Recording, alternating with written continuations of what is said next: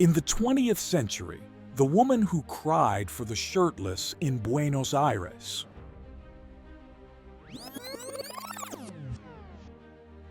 In those same years, the First Lady in Washington, who enchanted the world in her Chanel suit.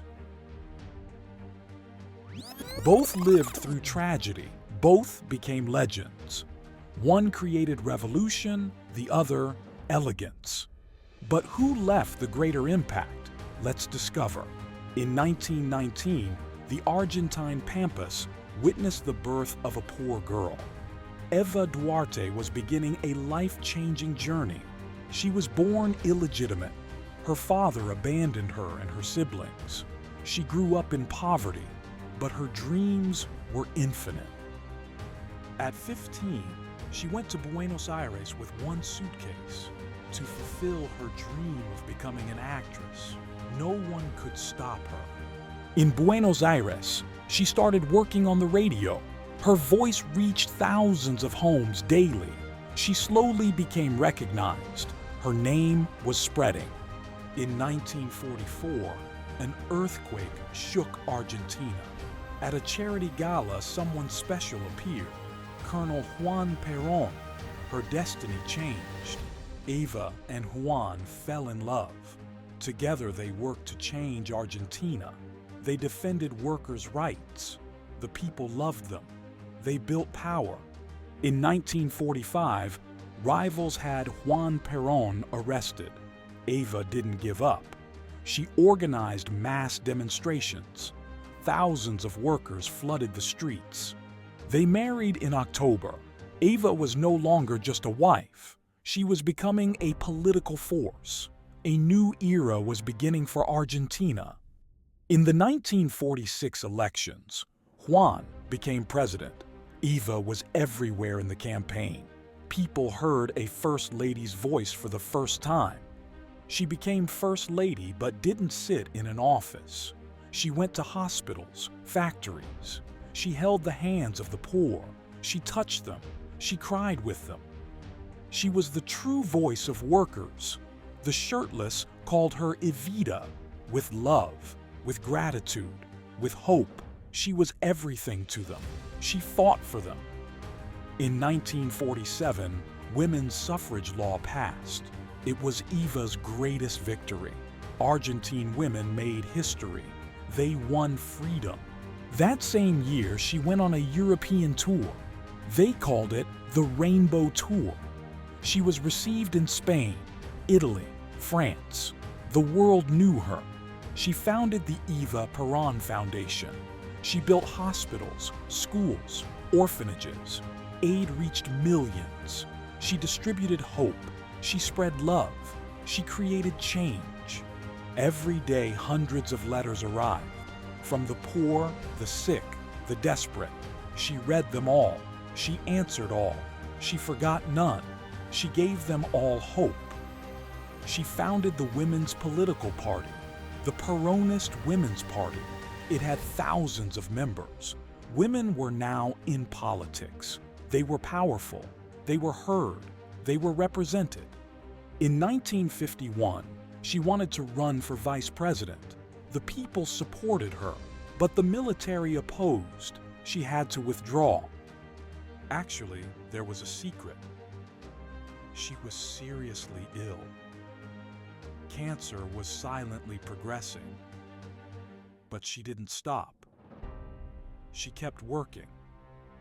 She never abandoned her people. In May 1952, Juan Perón was sworn in for his second term. Eva was by his side for the last time. She couldn't stand, but she was there. Congress gave her the title Spiritual Leader of the Nation. This honor had never been given to anyone. Argentina was immortalizing her. She was becoming legend. She was becoming icon. On July 26, 1952, she died at 33. All Argentina mourned. Millions cried. The streets fell silent. Her funeral lasted 15 days. More than 2 million people came to pay respects. The line stretched for kilometers. It was unprecedented in history. Her life was epic, her death legendary, her legacy immortal. She came from the poor, never forgot them. She empowered women. She gave workers hope. She created change. Andrew Lloyd Webber's musical Evita shook the world. Madonna portrayed her.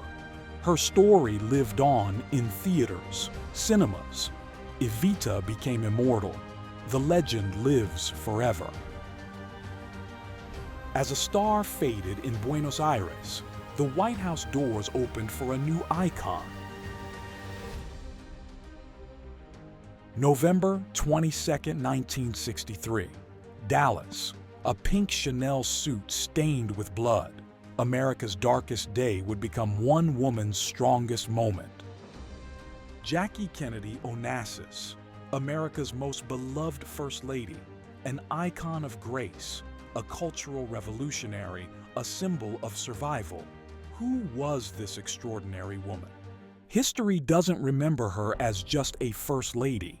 She was the spirit of an era. Her grace, intelligence, and courage influenced the entire world. July 28, 1929, Southampton, New York. The wealthy Bouvier family welcomed their first child, Jacqueline Lee Bouvier. Elegance was her birthright. Young Jackie was intelligent, independent, and creative. She loved horseback riding, writing, and painting. At 11, she won national championships. A brilliant future awaited her. 1952, Washington, D.C. While working as a journalist, she met John F. Kennedy, senator from Massachusetts. It would be a meeting of charisma and intelligence. September 12, 1953, a spectacular wedding in Newport. 800 guests, national attention. Jacqueline Bouvier became Jackie Kennedy. America gained a new star. Jackie wasn't just a senator's wife. She improved John's speeches, shaped his charisma. In 1957, they won a Pulitzer Prize together. They were a powerful team. 1960, the presidential race began. Despite being pregnant, Jackie campaigned by his side. Speaking French, Spanish, and Italian, she won hearts everywhere. Victory was near. January 20th, 1961. At 31, she became First Lady, America's youngest, most stylish, most influential First Lady. The White House would be different now. Her first goal was clear: transform the White House into a historic museum. She established expert committees. Every room was meticulously restored. America's cultural heritage was being preserved. The White House was no longer just a residence, but a cultural center. Famous artists, writers, musicians were invited. Pablo Casals played cello. Shakespeare was performed. America was enlightening. February 14, 1962. A White House tour on CBS television. 80 million people watched. She won an Emmy Award. Never before had a First Lady been so impactful.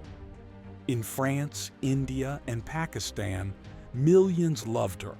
In Paris, Kennedy said, "I'm the man who accompanied Jackie Kennedy to Paris." Her grace transcended all borders. August 1963. Their fourth child, Patrick, was born. Died 2 days later. It was a deep sorrow, but life was just beginning its harsh tests. November 1963. To leave grief behind, they planned a Texas trip. Jackie decided to go at the last moment. Fate was calling in Dallas. November 22, 1963. Dallas, Dealey Plaza, pink Chanel suit, pillbox hat, open car, crowd, then gunshots. The world stopped. Swearing-in ceremony on Air Force One. Jackie didn't change her blood-stained pink suit. "People should see what they have done," she said. History's strongest woman stood tall. The world wept at the funeral. Little John saluted his father.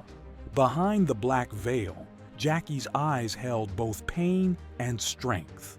She was history's bravest woman. The losses didn't end. In 1968, Bobby Kennedy was also assassinated. She feared for her children's lives now. They weren't safe in this country. She had to leave America. Security, privacy, peace. She would do anything to protect her children. A difficult decision was made. A new life would begin. October 20th, 1968. She married Greek billionaire Aristotle Onassis. Scorpios Island, privacy, security. America was shocked, but she chose peace. In 1975, Onassis died. She returned to New York, became an editor at Viking Press. Books, culture, legacy. For 30 years, she created a different impact. Her intelligence was always there. May 19th, 1994. At 64, she said farewell, buried next to John at Arlington. Grace, courage, strength. Jackie Kennedy was America's eternal light.